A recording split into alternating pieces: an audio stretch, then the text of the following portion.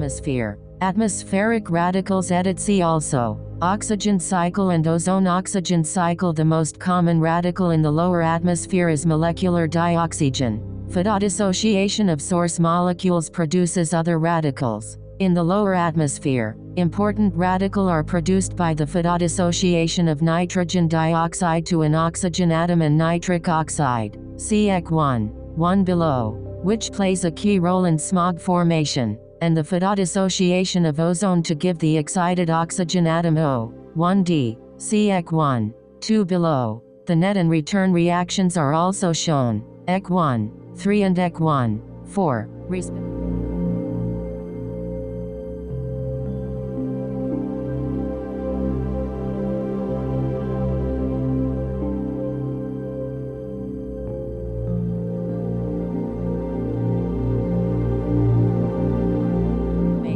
And the photodissociation of ozone to give the excited oxygen atom O1d. See EC1 2 below. The net and return reactions are also shown. EC1 3 and EC1 4.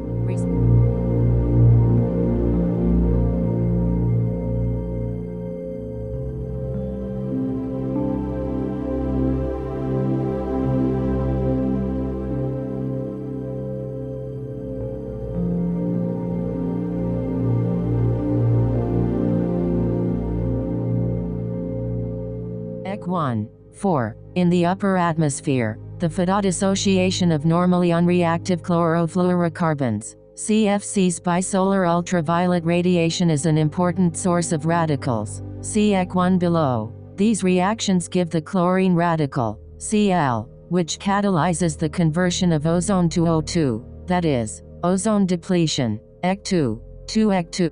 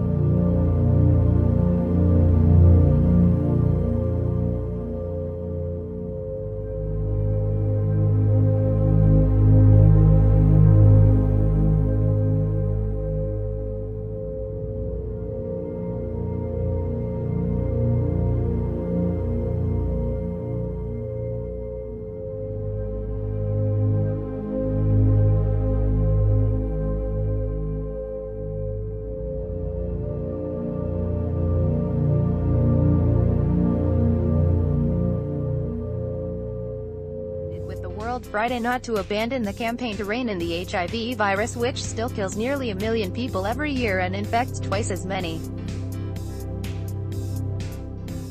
The world must hold the line until a vaccine or cure is found, or face calamitous consequences, the U.S. ex-president told the 22nd International AIDS Conference in Amsterdam sponsored. There can be no Brexit in the fight against AIDS, said the founder of the Clinton HIV/AIDS initiative, referring to Britain's decision to leave the European Union. Through a combination of complacency in some places and outright hostility to global multinational cooperative efforts in others, there is a serious risk that many people will say, "Let's quit doing this," Clinton told delegates. That would be calamitous. He cited UN data showing that 1.8 million people were newly infected in 2017 with the immune system-wrecking virus that causes AIDS. The year saw 940,000 deaths. Among 36.9 million people estimated to be living with HIV last year, 15.2 million had no access to life-saving virus-suppressing therapy, ART. Don't walk away. Approximately 35 people will die while I'm up here talking, said Clinton.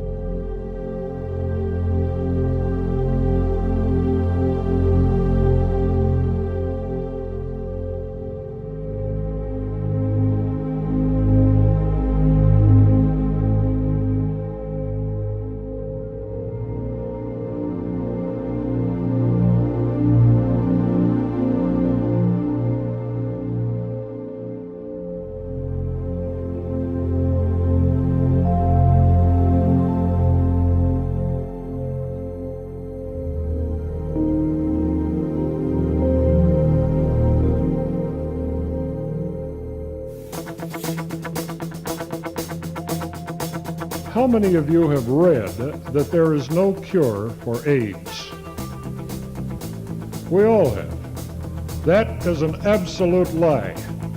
There has been a perfectly workable, 95% accurate cure for HIV and cancer and herpes and hepatitis and Epstein-Barr and about a dozen other incurable diseases.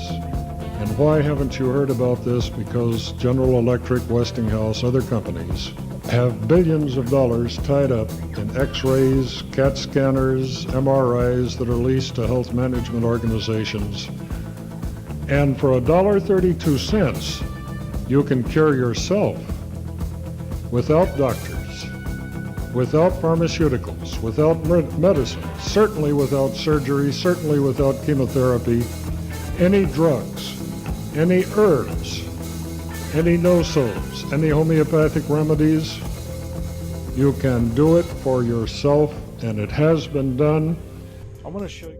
Decades of research have yet to yield a cure or vaccine for HIV, which has infected almost 80 million people and killed 35.4 million since the early 1980s. AFP, Robin Van Long, who just a Eurovision Song Contest winner Conchita Wurst, seen here at the AIDS conference, revealed earlier this year that she was HIV positive. "I am pleading with you," Clinton told the final day of the conference, which saw some 15,000 delegates, researchers, activists, and people living with HIV, rub shoulders with celebrity activists Charlize Theron, Elton John, Prince Harry, and Conchita. Discovery, but it's actually a rediscovery that we may have seen in this generation, or at least for 100 years. And it has to do basically with a new paradigm in medicine. And that paradigm, which emerged at Albert Einstein College of Medicine in New York City in the spring of 1990, was that all disease-causing bacteria, microbes, germs, pathogens, parasites, and viruses are completely controllable by electrification of the blood. And that means that if you put a very small current, typically 50 to 100 microamperes, millions of an ampere through the blood, it somehow alters the outer protein layer of any parasites known, any germs, any bacteria, so they can no longer attach to human cells, reproduce themselves, use those cells to reproduce their own RNA, DNA, and they die or neutralized in the blood. The body flushes them out through the kidneys, the liver, the lymph.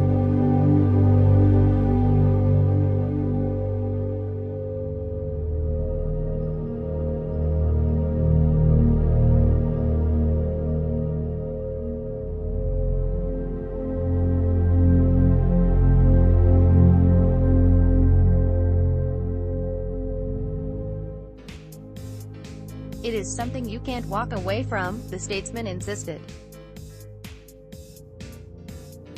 His own country came under fire in Amsterdam for policies researchers and activists say will put the global HIV fight at risk. Anti-abortion conditions attached to U.S. aid under the Donald Trump administration threatened programs to halt the spread of the virus, they said. Stipulations approved in Washington in May last year denies U.S. aid to organizations which provide abortion information, referrals, or services, even with their own money. This would cut off other services they provide as well, including HIV counseling, testing, and treatment.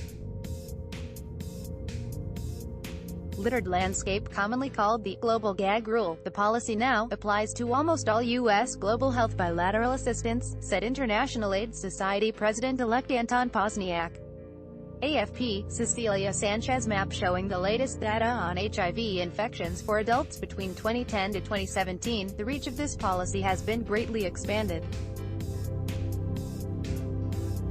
and has the potential to roll back progress on HIV. Hundreds of recipient organizations risk losing their funding, according to research presented at the conference.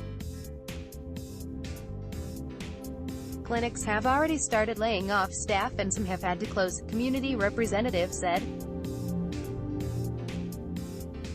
Activists called for the 2020 AIDS conference to be moved from San Francisco, citing the global gag rule and other policies they say are discriminatory. No AIDS conference in Trump's America, insisted a coalition calling itself AIDS 2024 All.